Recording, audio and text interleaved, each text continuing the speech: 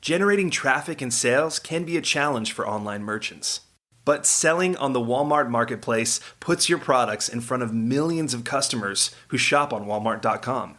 And right now, sellers who join Walmart Marketplace can save up to 50% on referral and fulfillment fees for the first 90 days. So get started today. Head over to marketplace.walmart.com/savings.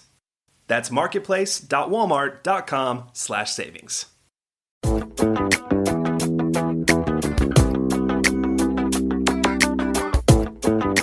Welcome to E-Commerce Conversations, a weekly podcast focusing on e-commerce topics featuring interviews with prominent people in the e-commerce space. For Practical E-Commerce, I'm contributing editor Kevin Patrick Allen. Video provides a compelling way for retailers to sell products, but is it for every e-commerce merchant? And is it being fully utilized? One man who has a strong opinion on the matter is Justin Foster. He's the founder of the Video Commerce Consortium. It's a group of e-commerce professionals, online marketers, and technologists dedicated to advancing the use of video in e-commerce. He joins us now. Justin, thank you very much for your time. Thanks for having me. I appreciate it. Can you tell me, does video help all products, or does video really apply to only certain businesses and certain offerings they have? So that's actually a great question. What we really see is that video tends to have more of an impact as products become more complex and therefore require more investigation to figure out certain traits of the product, features of the product. And then also, video tends to be more effective when the price of a product is very high, and therefore what that means is that more motivation really needs to be applied in order to get the shopper to actually purchase the product. Now, having said that, where video can also do really well is even on lower priced products that tend to be higher margin products. They generate a lot of revenue, but the products may be heavily comparison shopped. And the reason why video can work well with those types of products is because they can actually help a merchant explain their unique selling proposition as compared to some of the other folks that are out there, such as, is free shipping offered? Are there certain alternative payment methods that might be accepted? Is there secure checkout? These types of things. Have you narrowed down what the price point is? I mean, what makes something a big ticket item in your mind, and what makes it a lesser offering in terms of price? Well, I mean, the price point where video is really going to work is really going to depend a lot about the nature of the product itself. So I'm hesitant to give you just a number and say that's going to universally apply. Now, having said that, we definitely would see products such as a lot of electronics, unique items that have a lot of features that are in the $100 range to several hundreds of dollars to several thousands of dollars tend to be good fits with video. But again, there are also many products that sell far below that price point that also do well. It's just important when applying video to products that don't have as high of a price point for the retailer to really think about how much revenue is going to be generated from a profitability point of view from sales of that product, because the production cost is going to be the same for a video regardless of if 10 units of the product are sold or if 100 units of the product are sold. You've put a lot of thought and research into video marketing. You recently wrote a white paper which discusses the fog behavior model. Without getting too deep into it, explain to our listeners what that is and why it matters for them.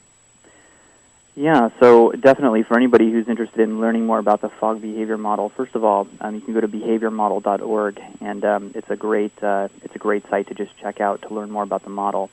In general, though, I think really what's important to take away from the model is that many retailers assume that simply by creating a video and taking that video and maybe placing it on a product detail page or associating with a product somehow, that automatically is going to translate into higher conversion rate. And in fact, what we see are that the impact that video has on conversion rate performance really depends quite a bit on what is actually in the video itself.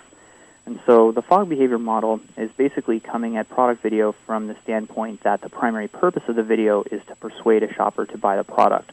Now, it might seem like something that's a really obvious point to make, but surprisingly, a lot of retailers really don't approach video from that standpoint. They view it more as a branding tool or an engagement tool. But in fact, the types of videos that tend to work the best are going to persuade shoppers to buy. And there are three main elements that a retailer needs to think about when creating persuasive video content. The first is really to understand what is it that is motivating the shopper to buy the product. And the Fogg behavior model breaks that out into core human motivators, what the model calls core human motivators. We may have heard about these maybe in our marketing classes when we were in school. So things like pleasure, pain, hope, fear, acceptance, and rejection. And most products, almost all products actually, even just very common household goods, address these core human motivators in at least one way or another. And so stating in the product video how a feature or benefit of the product is going to address one of those motivators. Beyond that, the way that video can become more effective is to make it easier for someone to actually make a purchase. So what I mean when I say that is that, video doesn't work because it's not that the shopper that's watching the video couldn't find the same information, say on the product detail page or elsewhere, by doing research.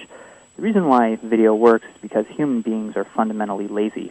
We've all grown up watching television, and we're used to passively consuming video content, and a shopper that's choosing to watch a product video is really asking to be sold. They're asking the retailer to tell them why they should actually buy the product. And through the use of video content, retailers can actually tell a story that is going to position them in a favorable light relative to, say, perhaps some other merchants, and simplify the purchase decision. And so, for example, in addition to just touching on the features of the product in a video, touching on points such as why should the shopper actually buy the product from the retailer as opposed to, say, some other retailer, are also going to help improve performance of video. And then finally, we found that actually after talking about features and benefits and then simplifying the purchase decision by sort of differentiating the retailer, the way that video can be used to effectively spur an action is to actually include something that the Fogg behavior model calls a trigger. And a trigger can be something that's spoken in the video itself, or it could, say, be an interactive link or a hotspot or a thumbnail, for example, of a product that shows up in the video at an opportune moment. So the ideal way to create a product video is to actually include these triggers throughout the video that tell the shopper exactly what to do. So, for example, to actually state in the video, to buy this product today, click the Add to Cart button. Now, it might seem like something that's very simple, like you may not, that seems kind of strange, like why would you want to say click the add to the cart, because obviously the shopper knows how to do that. We find time and time again when triggers like that are spoken in the video content, or maybe if a trigger is displayed via an interactive link in the video at the right moment in time, that it actually does improve the performance of the video. Let's talk about some of the basics with the video. How long should an e-commerce video be, for example? Mm-hmm. That's a really good question. And again, it's one of these questions where I hesitate to give a hard and fast number, but I can give you a range. So e-commerce videos tend to vary anywhere between 15 seconds at the very low end to 5 minutes at the very high end. What is really going to dictate the length of a product video should not be an arbitrary number that someone comes up with, say all videos have to be 2 minutes, or all videos have to be a minute, or a minute and 30 seconds, or 30 seconds. Really what the retailer needs to consider is how much motivating force needs to be applied through the video itself in order to spur the shopper to buy the product. So, for example, you opened up this interview and you were asking about whether or not products that have what is sort of the number that a price point where video becomes more effective. Well, we find that typically as products become higher in price, they require more explanation through video in order to motivate someone to take a purchase action. So you'll see complex products or products that have a lot of features, such as computers, such as electronic devices, such as maybe unique items that are a little bit unusual in some way. These tend to be longer product videos. Other product videos sometimes say apparel or jewelry, where the product sort of does the talking on its own, just by virtue of being visualized on a person or on a turnstile. Those can be much shorter videos. You'll often see videos there in the 15 to 30 second range. Can you tell our listeners who are mainly e-commerce merchants, what are the best ways to stream a video on an e-commerce site, and should they pay for streaming services or just use something free like YouTube?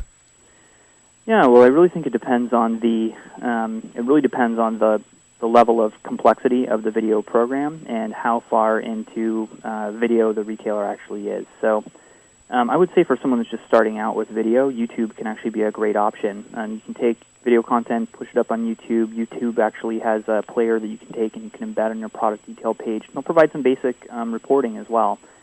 So for someone that's just starting out or someone that doesn't have a lot of budget basically to put toward video, YouTube can be a great option. For folks that are becoming a little bit more sophisticated or have greater needs, then there are video platform providers that are out there, companies such as LiveClicker and others that are going to provide capabilities such as syndication across different marketing channels, more advanced reports, integration with web analytics packages, A/B and multivariate testing options, and things like this that can help drive up incremental performance of video while also making it easier to manage and use.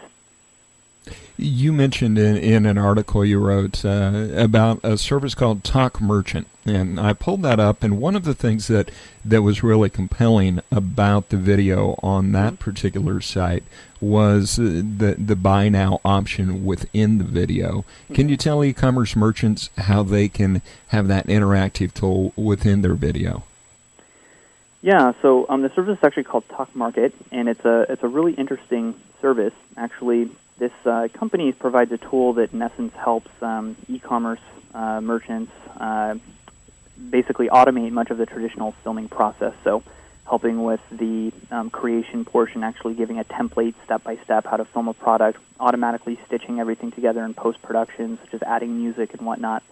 And we see that many retailers that are using tools like this can create, say, 15, maybe even more videos in a single day, from conception to actual deployment on the site, which is quite a bit faster than you'd have with a traditional method. Now, in terms of the buy now option, there are certainly, there are video players that support interactive video. I would say one that's really great, maybe for a small merchant, might be something called Veeple, V-E-E-P-L-E. They offer a great tool that supports interactivity within video. There are also players such as the player that's available from LiveClicker and other merchants that will offer sort of buy now options, showing related products, doing more dynamic cross-sell and whatnot within the player. But those are a couple of options to look at. If a small retailer has some development or some technology resources, then there's also some open source video players that are available on the internet that can be customized. Justin, as you know, our listeners and our readers are small e-commerce merchants. Anything else that you would like to share with them about video and their business?